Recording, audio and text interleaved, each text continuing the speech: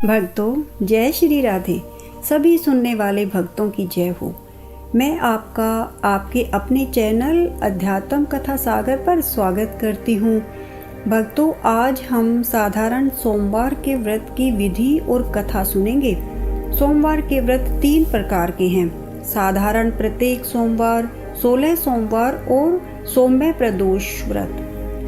हमारे शास्त्रों में बताया है कि सोमवार का व्रत इन 4 महीनों में प्रारंभ कर सकते हैं, शुरू कर सकते हैं: चैत्र, बैसाख, श्रावण और कार्तिक।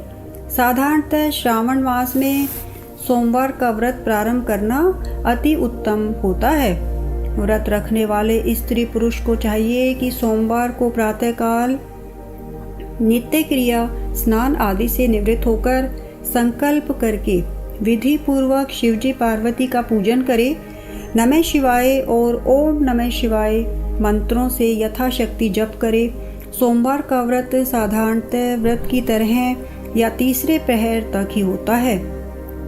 व्रत में फलाहार या पारायण का कोई खास नियम नहीं है, किंतु यह आवश्यक है कि केवल एक ही समय भोजन करना चाहिए। सोमवार को व्रत की कथा सुननी या पढ़नी चाहिए। व्रत का उद्यापन भी ब्राह्मणों से पूछकर करना चाहिए। इस प्रकार व्रत करने से व्रत के प्रभाव से सभी प्रकार के सुखों की प्राप्ति होती है। इस व्रत में जो कथा सुननी चाहिए वह कथा मैं आपको सुनाने जा रही हूँ। यह सोमवार व्रत की कथा है। क्या हुआ कि ज्वालापुर नगर में एक बहुत धनवान साहूकार रहता था।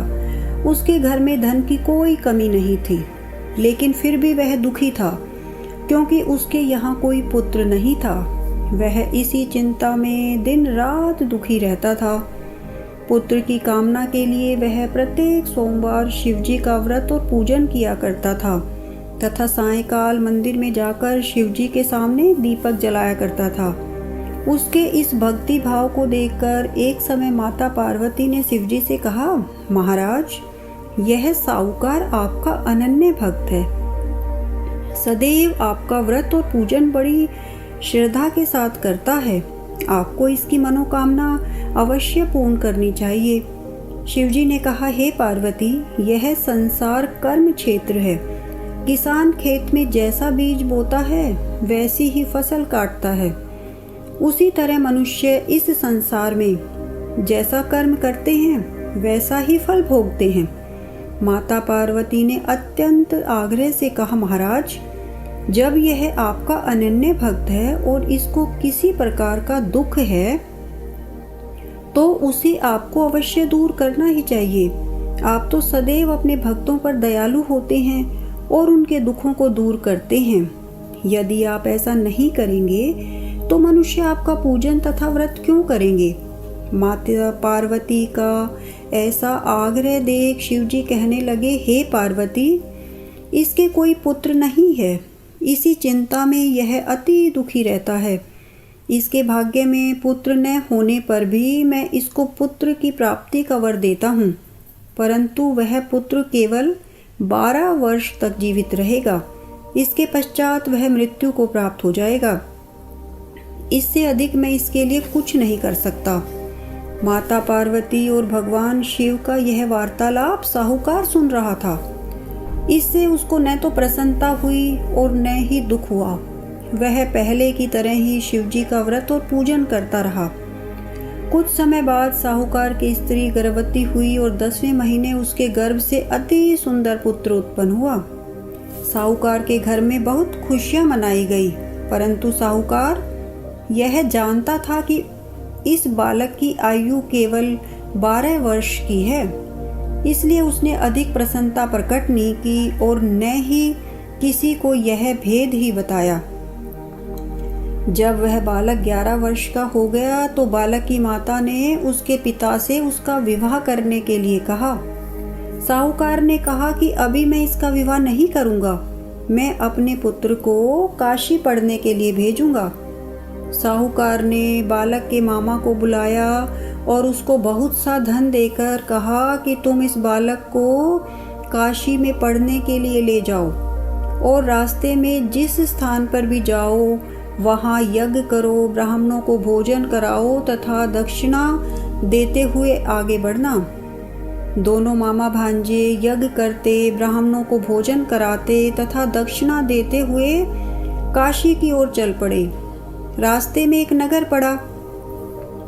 उस नगर के राजा की कन्या का विवाह था, परंतु जो राजकुमार विवाह कराने के लिए आया था वह एक आंख से काना था। उसके पिता राजा को इस बात की बड़ी चिंता थी कि कहीं राजकुमार को देखकर राजकुमारी तथा उसके माता पिता विवाह में किसी प्रकार की अड़चन पैदा न कर दें। जब उसने सेठ के अति सुंदर इस लड़के को देखा तो मन में विचार किया कि क्यों न द्वारचार के समय इसी लड़के से वर की सारी रस्में पूरी की जाएं।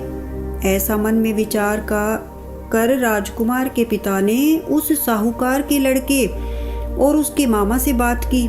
वे दोनों राजी हो गए। फिर उस साहूकार के लड़के को वर के कपड़े पहना दिए गए तथा घोड़ी पर बैठाकर कन्या के द्वार पर ले गए। सभी कार्य प्रसन्नता से पूर्ण हो गया। राजकुमार के पिता ने सोचा कि यदि विवाह कार्य भी इसी लड़के से करा लिया जाए तो क्या बुराई है। ऐसा विचार कर लड़के और उसके मामा से कहा, यदि आप फेरों और कन्यादान के काम को भी करा देंगे तो आपकी बड़ी कृपा होगी।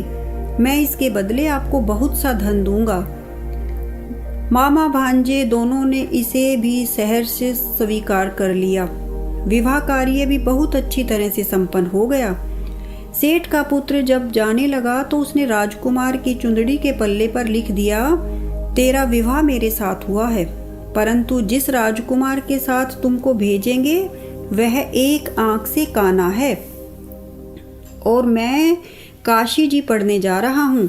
सेठ के लड़के के जाने के पश्चात राजकुमारी ने जब अपनी चुंदड़ी पर ऐसा लिखा हुआ पाया तो उसने काने राजकुमार के साथ जाने से इनकार कर दिया। उसने अपने माता पिता को सारी बात बता दी और कहा कि यह मेरा पति नहीं है, मेरा विवाह इसके साथ नहीं हुआ। जिस वर के साथ मेरा विवाह हुआ है वह तो काशी पढ़ने गया है। राजकुमारी के माता पिता ने अपनी कन्या को विदा नहीं किया और बारात वापस चली गई। उधर सेठ का लड़का और उसका मामा काशी पहुंच गए। वहां जाकर उन्होंने यज्ञ किया और लड़के ने पढ़ना शुरू कर दिया। जिस दिन लड़के की आयु 12 साल की हो गई उस दिन मामा ने यज्ञ रचा रखा था। लड़के ने अपने मामा से कहा, मामा जी आज मेरी तबीयत कुछ ठीक नहीं है। मामा ने कहा, अंदर जाकर सो जाओ। लड़का अंदर जाकर सो गया तो थोड़ी देर में उसके प्राण निकल गए। जब उसके मामा ने आकर देखा कि उसका भांजा तो मृत पड़ा है तो उसको बड़ा दुख हुआ। उसने सोचा कि अगर मैं अभी से रोना पीटना मचा दूंगा तो यज्ञ का कार्य अधूरा रह जाएगा। अतः उसने जल्दी से यज्ञ का कार्य समाप्त करवाकर ब्राह्मणों के जाने के बाद रोना पीटना शुरू कर दिया। संयोगवश उसी समय शिव पार्वती उधर से जा रहे थे। जब उन्होंने जोर जोर से रोने की आवाज सुनी तो पार्वती जी कहने लगी, हे महाराज, कोई दुखिया रो रहा है, इसके कष्ट को दूर कीजिए। जब शिव पार्वती वहां पहुंचे तो उन्होंने पाया कि वहां एक लड़का मरा पड़ा था। माता पार्वती कहने लगी, महाराज, यह तो उसी सेठ का लड़का है जो आपके वरदान से उत्पन्न हुआ था। शिवजी ने कहा, हे पार्वती, इसकी आयु इतनी ही थी, वह यह भोग चुका। तब पार्वती जी ने कहा, हे महाराज, इस बालक को और आयु दे दीजिए, नहीं तो इसके माता पिता तड़प तड़प कर मर जाएंगे। माता पार्वती के बार बार आग्रह करने पर शिवजी ने उसको जीवन का वरदान दे दिया।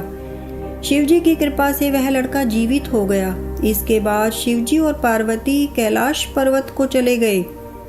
शिक्षा पूरी होने पर वह लड़का और उसका मामा उसी प्रकार यज्ञ करते, ब्राह्मणों को भोजन कराते और दान दक्षिणा देते हुए अपने घर की ओर चल पड़े। रास्ते में उसी नगर में आए जहां उस लड़के का वहां की राजकुमारी से विवाह हुआ था। वहां आकर उन्होंने यज्ञ प्रारंभ कर दिया। उस लड़के के ससुर वहाँ के राजा ने उसको पहचान लिया और महल में ले जाकर उसकी बहुत आवभगत की। बहुत से दास दासियों के साथ आदरपूर्वक अपनी राजकुमारी और जमाई को विदा किया। जब वे अपने नगर के निकट आए तो मामा ने कहा कि मैं पहले तुम्हारे घर जाकर तुम्हारे माता पिता को खबर करके आता हूँ। जब लड़के के मामा ने सेठ सेठानी को आकर यह समाचार सुनाया कि आपका पुत्र आ गया है, तब उनको विश्वास ही नहीं हुआ। लड़के के मामा ने शपथ पूर्वक कहा कि आपका पुत्र अपनी पत्नी तथा बहुत सारा धन साथ लेकर आया है। तो सेठ और सेठानी प्रसन्नता से भर उठे। उन्होंने बाहर आकर देखा और अपने पुत्र तथा उसकी पत्नी का भरपूर स्वागत किया और सभी प्रसन्नता के साथ रहने लगे। जो कोई भी सोमवार के व्रत को धारण करता है अथवा इस कथा को पढ़ता या सुनता है, उसके सब दुख दूर होकर उसकी समस्त मनोकामनाएं पूर्ण होती हैं तथा इस लोक में अनेक प्रकार के सुख भोग कर अंत में सदाशिव के लोक को प्राप्त होता है। भक्तों, यह थी साधारण प्रत्येक सोमवार के व्रत की कथा। आगे भविष्य में हम दूसरी वीडियो में 16 सोमवार के व्रत की कथा भी सुनेंगे। आपको कथा सुनाने का तरीका मेरा अच्छा लगा तो कृपया इस वीडियो को अपने मित्रों और जानने वालों में शेयर करिए और वीडियो को लाइक करके, अगर आप पहली बार चैनल पर कथा सुन रहे हैं तो कृपया चैनल को सब्सक्राइब भी कर लीजिए और कमेंट बॉक्स में अवश्य ही भगवान की जय लिखिए।